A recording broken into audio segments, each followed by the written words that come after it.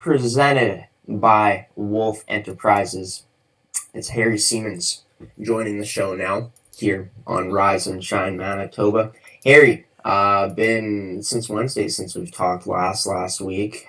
Great to have you back here on Monday morning. How you doing today? I'm doing okay. I mean, it's the weather continues to be absolutely great.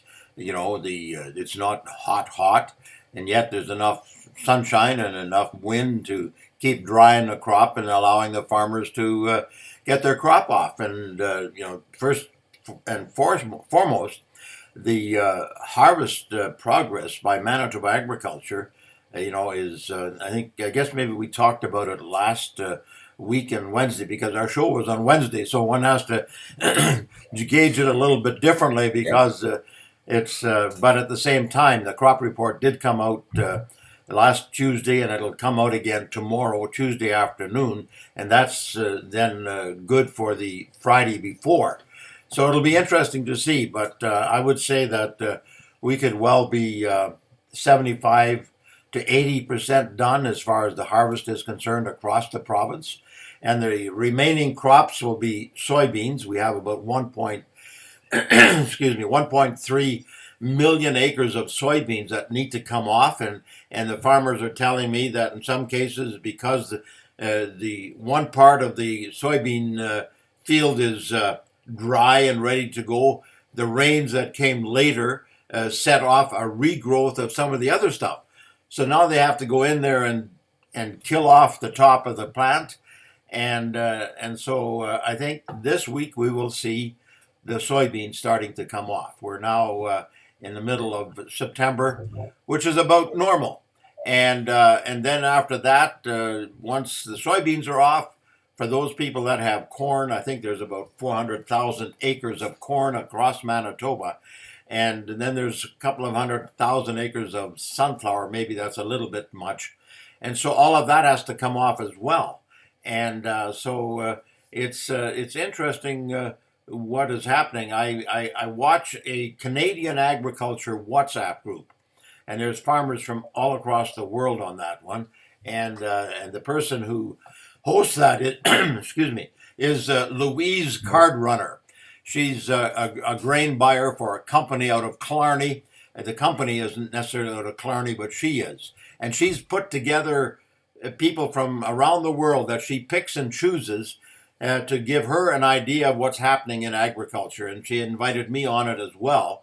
And so it's interesting to see. Right now, I'm looking at a fella by the name of Glenn Verkine. He's just I think on the border of Manitoba, Saskatchewan, and he says, I would say the yields in general projected below average by roughly 15 to 18 bushels per acre on wheat, 13 to 15 bushels per acre on canola, and 35 to 40 bushels per acre on oats.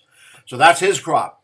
And there's other people that do that. And then the United States Department of Agriculture, which is kind of the so-called Bible in small capital or small letter, a so-called Bible of the markets and crops and so forth.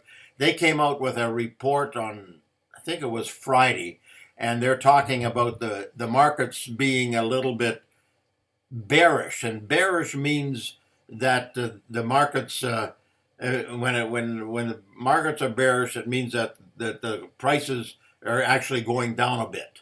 And the reason they're going down a bit is because the crop in the U.S. is a bit better than what they expected. So we have the bears and the bulls in the marketplace. The bears are those that say the price is going to go down. The bulls are saying the prices are going to go up. And so, that's when you hear about bears and bulls in the marketplace of agriculture, that's exactly what it means. The bears are the negatives and the bulls are the positives. And that doesn't reflect on those animals in either way. But somewhere years ago, somebody came up with that analogy, and it's good, So that's a great thing to see. So we're seeing markets, overall in the United States. That's where the price invariably gets set. So if that market shows it's a bit bearish, that means that the prices will come down a bit. That doesn't mean they're sinking into the ground, We've had record high prices, almost double of what they were last fall at this time. So a little bit of fluctuating back and forth is good to see.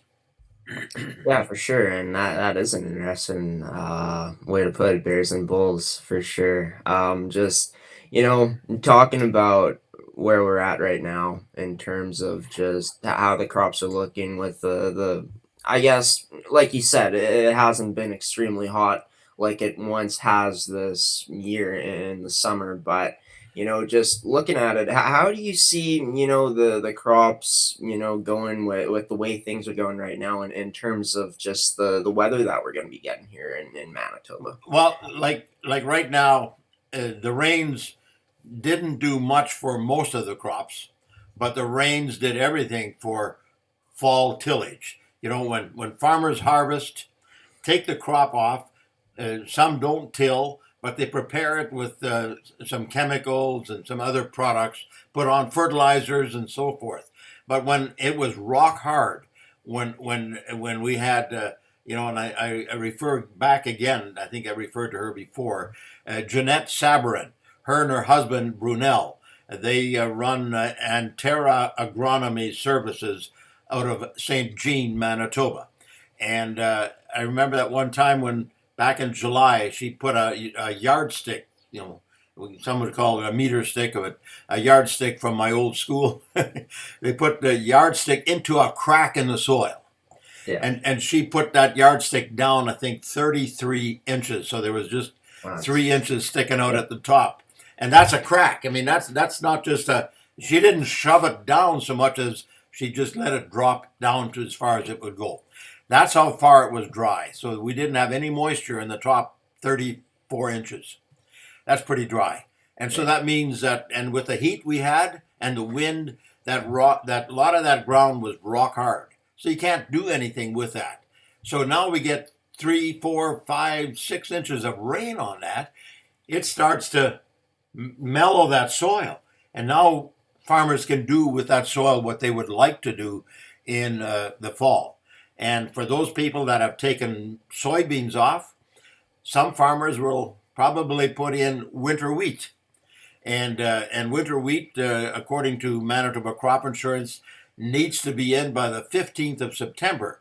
So if you see anybody out there tilling with an air seeder putting in a crop, that's winter wheat. So that winter wheat would go in anytime in September, even into October, and that wheat, because of the moisture in the soil right now in the topsoil, that means that wheat can germinate. Germinate means it sprouts, and then it grows, and it actually comes up above the ground, and you'll see it about this tall throughout the winter months. So then in the winter months, we want snowfall, so that the snowfall can protect those precious little green shoots that have come up in fall. And then in spring, it gets a jump on the regular wheat. We have winter wheat planted in fall. We have spring wheat planted in spring. And so if that winter wheat comes through good, boy, it gets a head start. But if it isn't good, well, if they planted it before September 15th, they get crop insurance. They can put in regular spring wheat and still get a crop. So it's those kinds of things. So with the weather we've had right now, awesome. The guys are combining.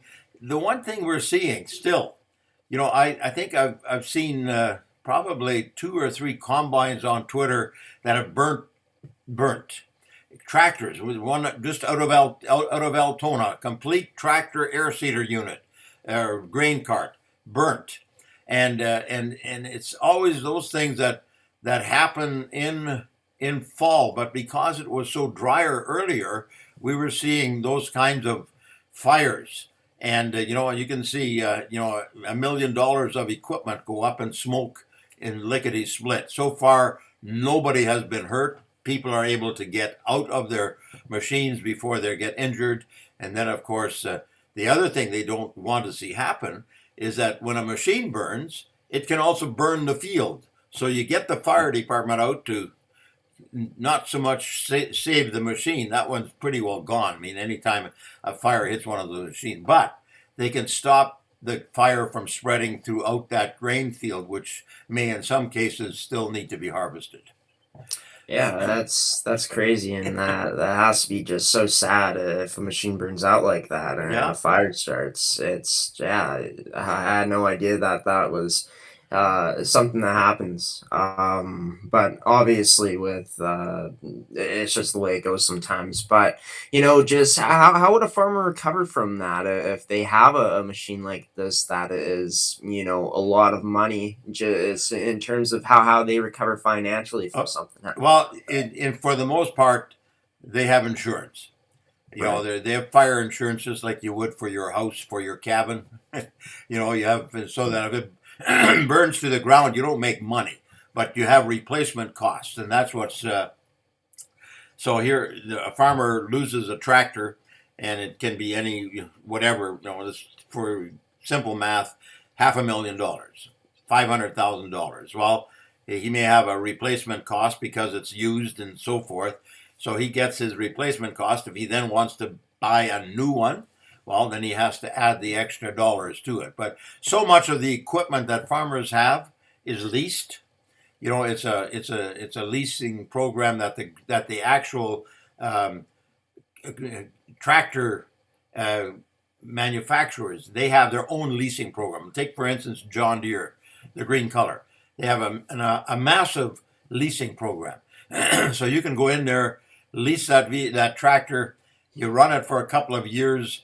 Next year, 2 years later, you lease a new one again. That one goes to somebody else that doesn't want a new one because he doesn't. It's too much money. So it's a good program. So the farmer really isn't out. What happens sometimes if that farmer is a smaller farmer and he doesn't have any other vehicle or a tractor, you know what? The neighbors can come in and seen it so often. If a combine burns, before you know it, you may have 10. I've seen it. I've been there. Pictures. 10 farmers come with one combine each, and that guy's crop is taken off. The real positive stories is when a farmer has an accident and he's or a family loses the father or the leader of that through death during harvest time. Boy, then you see them pull together, and it's just like somebody organizes it and takes off that crop for these people just to make it not quite so hard when they have a loss like that at an untimely time and untimely. So it's what agriculture for me has been, it's such a wealth of the well is never empty, right? I mean, I I can go down into the well and pick up all kinds of real positive stories that have come along. I can also tell some real negative ones, but you know what? I prefer to talk about the positive, but still remain realistic. Well, unfortunate that I'm unable to hear you right now, Harry. I don't know why this always happens, but there's a glitch in my mic, it seems, once again today. But you know what? Since we are running late on time, we will end off on this. What's your farming typical week here on Seaman Says for this week, Harry? I quickly wanted to say, you talk about hockey. I was a hockey dad. We had a daughter that played goalie for 6 years here in the minor hockey league in Winkler. And my tip, you know what?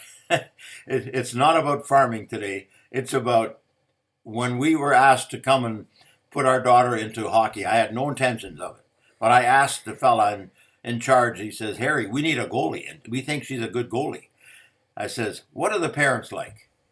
"Well, we've got the best parents going." And you know what? For 6 years, whether it was soccer in school, ball, or hockey, I had a chance to get to know those parents. And what he said was absolutely great. The best part of that was traveling together with parents of like minded, wanting their children to do well, but not necessarily criticizing every particular moment. My tip today is if you're a hockey dad or a hockey mom, don't take it seriously, but absolutely make sure everybody is able to enjoy that hockey time as you're going into the winter. There you go. Well, I'm sure, as always, it's always some great words from a very wise man in the industry of agriculture, Harry Siemens, joining me once again here on Rise and Shine Manitoba on the Farm Report. Harry, thank you, as always, for taking the time of your Monday